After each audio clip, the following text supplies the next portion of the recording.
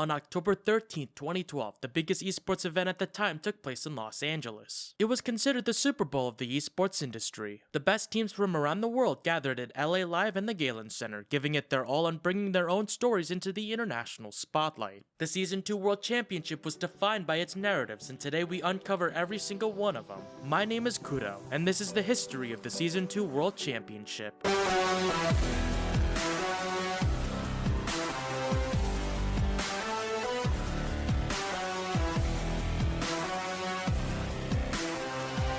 Hello everyone, I'm Rivington Bisson III, and with me as always, and usually forever, is David Freak Turley. We're coming to you from LA Live in downtown Los Angeles as we prepare for the League of Legends Season 2 World Playoffs. The World Championship was slated to be the conclusion of a particularly epic Season 2. In the Western world before the LCS existed, Season 2 utilized huge third-party organizers like MLG, IGN, and ESL to host high-profile League of Legends tournaments. The community saw constant international action and high-quality gameplay. Teams began to stand out from the crowd as a few consistently placed high in the region's tournaments. It came down to the 12 best teams throughout the world. The day was set for October 13, 2012 in the University of Southern California's Galen Center. This video series will be all about the stories and the hype surrounding each team. Each one of them has a unique story going into the World Championship. We relive the past in order to understand each team's circumstances going into the biggest esports tournament at the time. We begin in North America.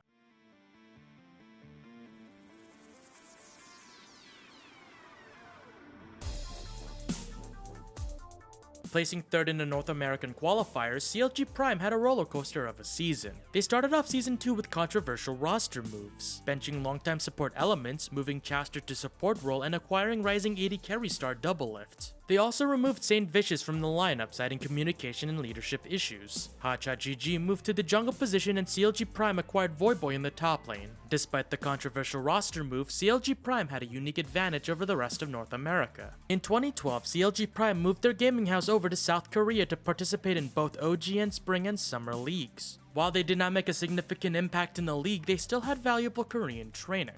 For CLG Prime to have a chance at Worlds, they had to rely on their stellar bot lane, Doublelift's pristine mechanics, and Chowster's ability to shock call made for a terrifying duo bot. CLG had also been known to run cheesy team compositions, usually playing duo mid, or a good portion of the team runs teleport. Could CLG Prime prove the critics wrong and show that their roster swaps and Korean training were worth it? The second representative of North America was Team Dignitas. Even though they beat out CLG Prime in a grueling 75-minute game, they weren't necessarily favored in the tournament. It was because of a disappointing summer. Team Dignitas also participated in the OGN Summer League with CLG Prime. However, Dignitas was unable to get out of the group stage. They were beaten by Azubu Frost and Najin Sword, two teams also participating in the World Championship. Team Dignitas also played a very controversial finals match against Team Curse in MLG Rally, where they supposedly colluded with Team Curse and influenced the series through an all-random, all-mid game. Aside from the controversy, Team Dignitas was counted out for their poor track record against the Koreans. Team Dignitas had to rely on their team-wide synergy to make it through Worlds. Dignitas committed to unorthodox strategies and very specific team compositions that worked very well thanks to their synergy with the team. Their players were also individually gifted. AP mid laner Scarro was the public face of the team and provided Dignitas with high burst and utility in the mid lane. Top laner Crumbs was an acceptable replacement for Voyboy as he could hold his own in lane and farm or choose to go very aggressive. I Will Dominate brought in the ability to synergize with both solo laners and was able to get them ahead thanks to his champion pool favoring hard crowd control. And lastly, the bot lane of Amacutie and Patoy was underrated yet very deadly. Thanks to Amakutie's very aggressive nature and Patoy's ability to pick healing and shield champions that allowed Cutie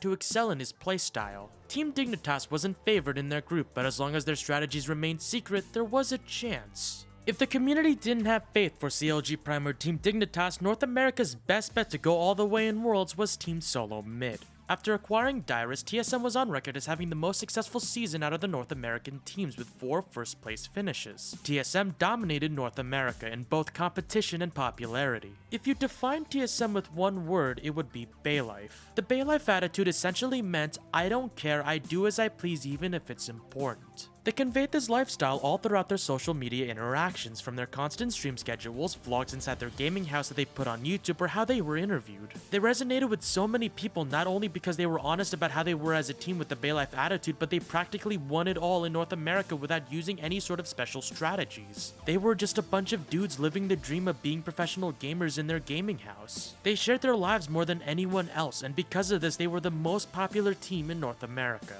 Leading the ship was Reginald, their mid laner, shot caller, and owner of Team Solo Mid.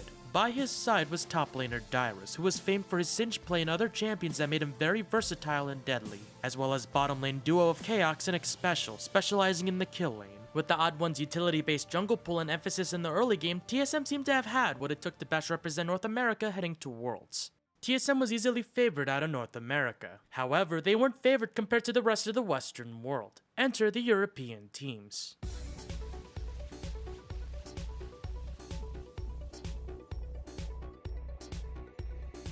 Despite being the third-seeded team, CLG.EU was regarded as a favorite to win the World Championship. It was their international dominance that put them into the spotlight to be considered the best in the world. CLG.EU, Dignitas, and CLG Prime were the only teams that competed in all three major regions. However, CLG.EU pulled off what the other two couldn't: to get out of group stage, get out of the quarterfinals, and place second overall in the OGN Summer League, thereby beating other Worlds participants Najin, Sword, and World Elite. CLG.EU had kept a stable roster in the entirety of Season 2. Their gameplay and strategy was most famously associated with late game dominance and patience. No unnecessary risks would have been taken without vision or a significant lead. Even with their superior macro, the team had amazing players that could hold their own as well. Froggen was the best Anivia player in the world, but even without Anivia, Froggen could excel in so many mid-champions that it made it impossible to target ban him out. To accompany him was Wicked, who mastered all bruiser top laners like Renekton, Malphite, and his famous Aurelia. Snoopy valued global objective and protecting carries. He had keen map awareness and supplied utility for the team.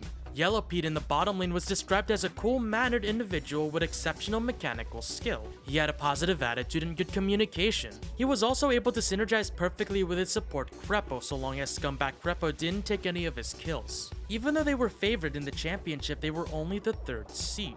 That's because the biggest underdogs of the Western world beat them in the qualifiers at Gamescom to obtain the second seed. That team is SK Gaming. Completely opposite to CLG.EU, SK Gaming went through several iterations of their roster throughout Season 2. They only solidified the roster 2 weeks before the qualifiers. At Gamescom, SK Gaming pulled a huge upset, sweeping CLG.EU to advance to the Grand Finals. SK Gaming's playstyle relied on heavy aggression and intense passion exerted by Aranea and Ocelot. Ocelot's Orianna skills were one of the main reasons for their victory in Gamescom.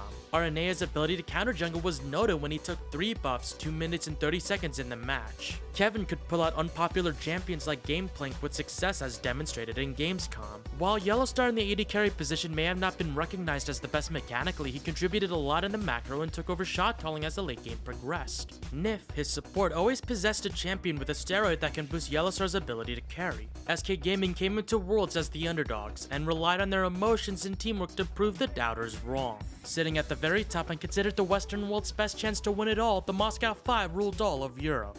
This team possessed a better offline win rate than TSM and took first place in almost every single tournament they competed in. They have only lost to CLG.EU, Fnatic, and Team Solo Mid while destroying the rest of the competition. Their dominance was thanks to their teamwork and the ability to play at all 3 phases of the game. Diamond Prox innovated the jungle with very aggressive early play and counter jungling. Darien was mechanically gifted as a top laner and was able to dominate lane. On a side note, Darien was credited for making Kevin switch from the top lane to AD during the season. Genja as the AD carry often played flawless and farmed to prepare for the late game. He also used uncommon builds and strategies that still ended up working in his favor. Same goes with his support Gosu Pepper, using uncommon builds and running high damaging supports like Sona as well as running Ignite. Lastly, mid laner Alexich was the face of the team and also the only person out of the Moscow 5 to speak English comfortably. He excelled as the primary carry for the team and would dominate lane no matter what champion he played. With this stable roster and proven success in the Western world, the Moscow 5 was in the prime position to go all the way. If there was one thing the Moscow 5 had not proven yet, it was comparing themselves to the competition from the East. Enter the Asian teams.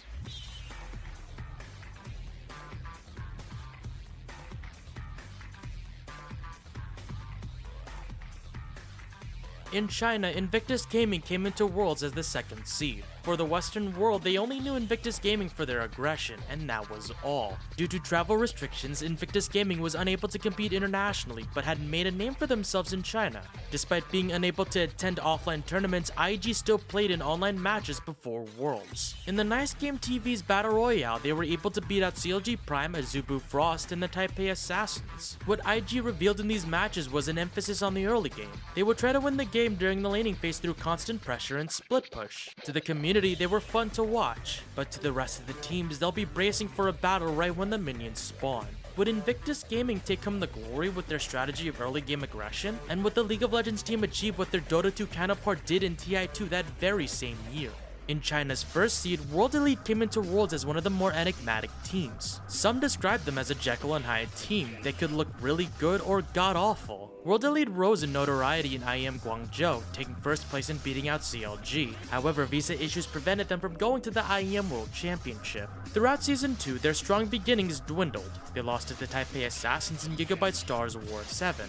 In the OGN Summer League, they made it out of the group stages but lost in the quarterfinals against CLG.EU. In WE's Western World debut in IPL Face-Off in San Francisco, they were eliminated by Team Curse. Even though World Elite was so dominant in China that certain points alone made them qualify, their track record against international teams was not stellar. They were unpredictable and had constant roster changes throughout the season. They came into Worlds as a wildcard with a bye from the group stages. However, if Messiah was able to get his hands on Twisted Fate, World Elite could be world champions. In the second seed of Korea, Najin Sword was the dark horse of the competition. They represented the complete opposite of traits each Worlds team had. The roster wasn't stable as it was formed a few months before the tournament, and they only arose late in Season 2. They were not predicted to take the second seed in Korea due to their youth. Xenix Storm and Azubu Blaze was seen as miles ahead of Najin Sword. However, in the OGN Summer League, they debuted and obtained 3rd place overall, beating out Azubu Blaze and Team Dignitas. A lot of credit for the success of Najin Sword can be attributed to their superstar top laner Mach Noon. After all, he built this team and found players that emphasized aggression. Mach Noon was in the top lane, Watch was in the jungle, Song was in mid, Prey was in AD carry, and Kayn was the support. Najin Sword was not afraid to attempt insane plays, and they heavily focused on snowballing from the early game through lane dominance and objective-centric play. The team was too young for an accurate assessment, but no matter what, the world would definitely expect a lot of tower dives coming from the team.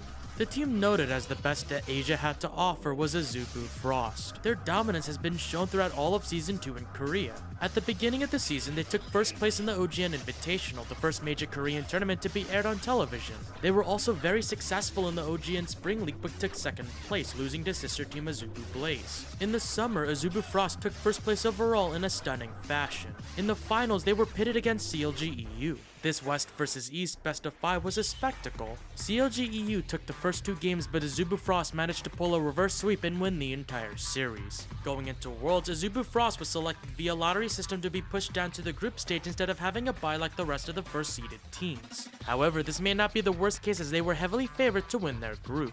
The team's strength came down to individual skill each player possessed. Rapid Star in the mid lane was famous for his Diana, Lux, and Anivia. He played a very aggressive style and he would continually roam to the other lanes. Wong was originally the top laner before Loco Doco left the team mid-season. He switched to AD carry and only had 1 month to prepare for the OGN Summer League. While some may claim that Wong was out of place, he showed great skill in his play in the finals where he most notably stole red buff on Ezreal at level 1. Whereas Wong switched to AD carry mid-season, his support Madlife was considered the best support in the entire world. While he showed zero emotion while playing, he was very calculated and analytical, and his Alistar was a must-ban. In the jungle, Cloud Templar was the brains of Azubu Frost and the oldest member too. He also was the only player at the time to have completed mandatory military service to Korea, meaning his focus and discipline to the game was unlike the others. Cloud Templar was capable of setting up advantageous fights with a champion pool comprised of heavy initiators and hard crowd control. In the top lane, Shy was a complete wildcard of the team. He was the newest member after Wong switched to AD carry. While he wasn't a proven superstar compared to his teammates, he was a formidable top laner and contributed a lot in his short period with the team before Worlds. Overall, the combined strength of each player as well as the sharp team play put Azubu Frost as favorites to win the entire tournament. In the eyes of the League of Legends community, at least in the Western world, teams like TSM, Moscow 5, CLG.EU, Azubu Frost were heavy favorites to win it all. Everyone talked about those aforementioned regions and how they would impact Worlds. However, there are 2 more teams that I have not mentioned yet. These teams have been casted off from the radar due to their region and lack of international presence in the scene. Enter the Saigon Jokers and the Taipei Assassins. The Saigon Jokers were truly the untested team of Worlds. They had never fought against any other team in this competition. In the GPL, everyone thought the Singapore Sentinels was going to take the Worlds ticket, but the Jokers surprised everyone in the regionals. The thing about the Saigon Jokers, and this applied to all teams not in the dominant regions, nobody knew who they were. They have never competed in an international tournament before, and their only record of play was within the GPL. In a region seen as inferior to Korea, North America, and Europe, they were casted off as easy games. It was an uphill battle for this team to make it beyond group stages. Fitting to their logo, they were truly the wild card of the tournament. We come to the story of the Taipei Assassins. This team was considered the best in the world despite not playing a game outside of Asia. In the Southeast Asia region, they were objectively the best, with continual first place finishes in the regional tournaments as well as a stellar performance in the GPL. They obtained international notoriety when they won against World Elite in the Gigabyte Stars War 7 tournament. Notable figures like Loco Doco expressed how TPA was one of the top teams in the world. They continued their success throughout the season, and the only team that could even take wins off them were the Singapore Sentinels. The reason for their dominance was their legendary teamwork and individual skill. In the mid lane, Toys was known for his Karthus play and AP carries that had global ultimates. In the bottom lane, BB was very slippery on his Ezreal and played the laning phase aggressively. To help with poke, support Mistake would always complement BB with champions like Sona and Zyra to guarantee some initiation power.